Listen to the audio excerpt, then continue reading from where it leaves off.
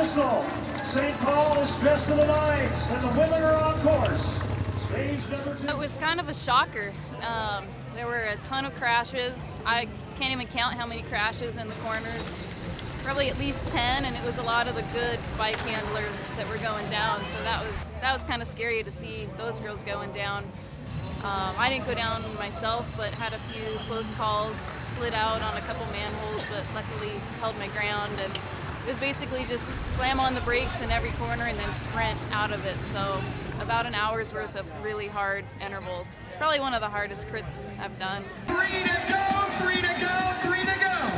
Full bore the entire time. I couldn't wait to be done, which is kind of unusual. Usually I like crits and I can move around, and I was just getting yo-yoed off the back the whole time. And welcome to racing with the pros, right?